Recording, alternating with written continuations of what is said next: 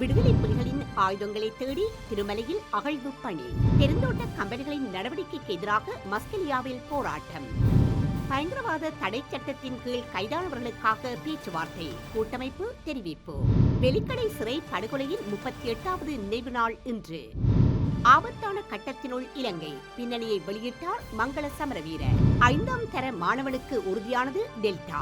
கொரோனாவால் அதிகமாக உயிரிழப்பவர்கள் யார்? சுகாதார அமைச்சு வெளியிட்ட தகவல். பிரான்சில் தொடர்கிறது மக்கள் போராட்டம். வன்முறை வெடிக்கலாம் என அச்சம். ஆப்கானிஸ்தானில் தலிபான்களின் வெறிச்செயல்.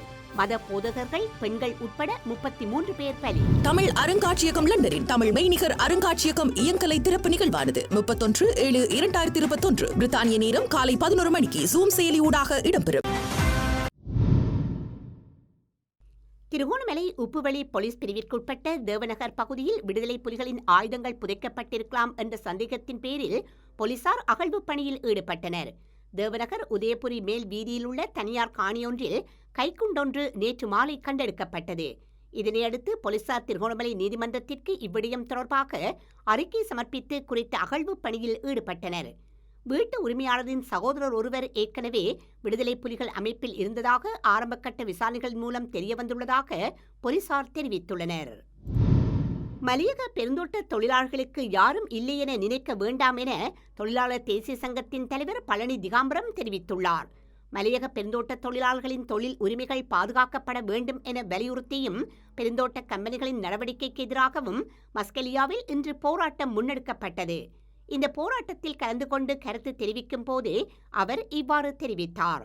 மலையக பெருந்தோட்ட தொழிலாளர்களுக்கு நாள் சம்பளமாக 1000 ரூபாய் வழங்கப்பட வேண்டும் என்ற தீர்மானம் சம்பள நிர்ணய சபையினால் எடுக்கப்பட்டது. இதற்கமைய தோட்ட நிர்வாகங்கள் சம்பளம் வழங்க வேண்டும். ஆனால் ஒரு சில தோட்டங்களில் 20 கிலோ கொழுந்து பறித்தால்தான் 1000 ரூபாய் வழங்கப்படும் என கூறப்படுகின்றது.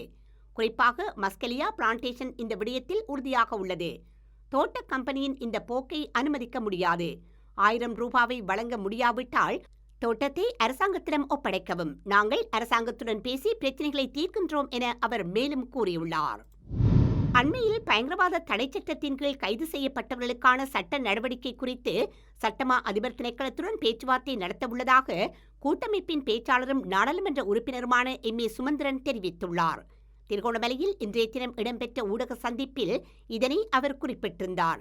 பயங்கரவாத தடை சட்டத்தின் கீழ் வடகிழக்கு பிராந்தியங்களில் பலர் கைது செய்யப்பட்டுள்ளனர். அவர்களை விடுவிக்கப்பட வேண்டும் எனும் கோரிக்கைகளை பலர் என்னிடம் முன்வைத்துள்ளனர். குறித்த விடயம் தொடர்பாக சட்டமா அதிபர் திணைக்களத்துடன் கலந்துரையாட உத்தேசித்துள்ளதாக அவர் குறிப்பிட்டார். மேலும் பல்வேறு பகுதியில் உள்ள காணி பிரச்சினைகள் குறித்தும் தாம் ஆராய்ந்து வருவதாக அவர் இதன்போது குறிப்பிட்டார்.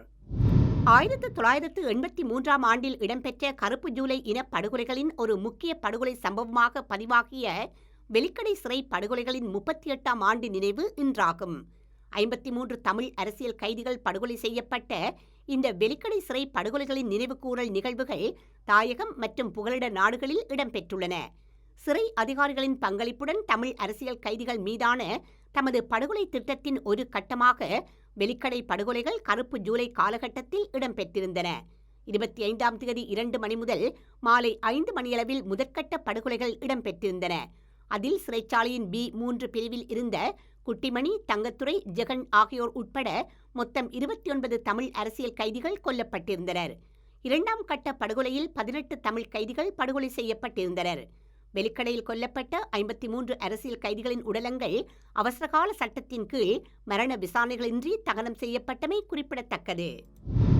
சிம்பாப்வே அல்லது வெனிசுவேலா நாடுகளுக்கு நேர்ந்த நிலைமை இலங்கைக்கும் ஏற்படக்கூடிய அபாயம் உருவாகியுள்ளது என முன்னாள் நிதியமைச்சர் மங்கள சமரவீர எச்சரித்துள்ளார். புதிய அரசியல் நகர்வொன்றை ஆரம்பிக்கும் நோக்கில் இன்று நடைபெற்ற செய்தியாளர் சந்திப்பில் அவர் இதனை குறிப்பிட்டுள்ளார். கடந்த ஆட்சியின் போது தாம் நிதி அமைச்சராக பதவி வகித்ததாகவும் அப்போது அந்நிய செலாவணி கையிருப்பு 7.6 பில்லியன் டாலர்கள் காணப்பட்டதாகவும் அந்த தொகை எதிர்வரும் நாட்களில் 2.6 பில்லியன் டாலர்களாக வீழ்ச்சியடையும் எனவும் அவர் குறிப்பிட்டுள்ளார். சுதந்திரத்தின் பின்னர் இலங்கை வரலாற்றில் அந்நிய செலாவணி கையிருப்பு மிகவும் வீழ்ச்சியடையும் சந்தர்ப்பமாக இதனை கருத வேண்டுமென அவர் தெரிவித்துள்ளார். கடந்த காலங்களில் நாட்டில் காணப்பட்ட பொருட்களுக்கு வரிசையில் நிற்கும் காலத்தை விடவும் மோசமான பொருளாதார நிலைமைக்கு இலங்கை செல்லக்கூடிய ஆபத்து காணப்படுகின்றது என அவர் சுட்டிக்காட்டியுள்ளார். இலங்கையில் முதற்தடவையாக 5ஆம் தரத்தில் பயிலும் மாணவனுக்கு டெல்டா தொற்று உறுதி செய்யப்பட்டுள்ளது. களுத்துறை பேர்வளை பிரதேசத்தில் உள்ள மாணவனுக்கு இவ்வாறு தொற்றுறுதி செய்யப்பட்டுள்ளது. தற்போது அவர் அரச மருத்துவமனையில் சேர்க்கப்பட்டுள்ளதாகவும் அவருடன் தொடர்பில் இருந்தவர்களை தனிமைப்படுத்தும் நடவடிக்கையில் சுகாதார தரப்பினர் களமிறங்கியுள்ளதாகவும் கூறப்படுகின்றது. இலங்கையை பொறுத்தமட்டில் தடுப்பூசி பெறாதவர்களை கொரோனா தொற்றினால் அதிகமாக உயிரிழந்துள்ளதாக சுகாதார சேவைகள் பணிப்பாளர் நாயகம் அசேல குணவர்த்தன தெரிவித்துள்ளார். முதலாவது கொரோனா அலையினால் நாட்டில் 13 உயிரிழப்புகள் மாத்திரமே பதிவாகி இருந்ததாகவும் அதேபோல் 2வது அலையில் 591 உயிரிழப்புகள் பதிவாகி இருந்ததாகவும் அவர் சுட்டிக்காட்டியுள்ளார். எனினும் கடந்த 3 மாதங்களுக்கு முன்னர் ஆரம்பமான கொரோனாவின் 3வது அலையில் மாத்திரம் 3450 பேர் உயிரிழந்துள்ளதாக அவர் குறிப்பிட்டுள்ளார். பிரான்சில் கொரோனா சுகாதார சான்றிதழ் திட்ட சட்டம் நாடாளுமன்றத்தின் மேலவையின் அங்கீகாரத்தை இன்றிரவு பெறக்கூடும் என எதிர்பார்க்கப்படும் நிலையில் இந்த திட்டத்திற்கு எதிராக தொடர்ந்தும் மக்கள் போராட்டங்கள் இடம்பெற்று வருகின்றன. நேற்று பாரிஸ் நகர் உட்பட நாடளாவிய ரீதியில் ஊர்வலங்கள் நடத்தப்பட்ட போது சில இடங்களில் வன்முறைகள் ஏற்பட்டிருந்தன. ஆயினும் ஒப்பீட்டு ரீதியில் கடந்த வாரத்தில் இடம்பெற்ற போராட்டங்களில் பங்கேற்ற மக்களை விட குறைவான மக்களே இந்த போராட்டங்களில் பங்கெடுத்திருந்தனர். இந்த நிலையில் கொரோனா சுகாதார சான்றிதழ் திட்ட சட்டம் தொடர்பாக பிரதிநிதிகள் மற்றும் செனட்டர்களின் கூட்டுக்குழு இன்று ஒரு உடன்பாட்டை எட்டினாலோ இந்த திட்டம் அங்கீகரிக்கப்படும் நிலைமை இருந்தாலோ கடும் வாத பிரதிவாதங்கள் இடம்பெறும் என எதிர்பார்க்கப்படுகின்றது.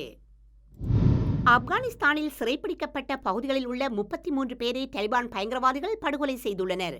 ஆப்கானிஸ்தானில் அரசுக்கு எதிரான போரில் ஈடுபட்டு வரும் தலிபான் பயங்கரவாதிகளை ஒடுக்கும் நோக்கில் செயற்பட்டு வந்த அமெரிக்க படையினர் வாபஸ் பெறப்பட்டு வருகின்றனர்.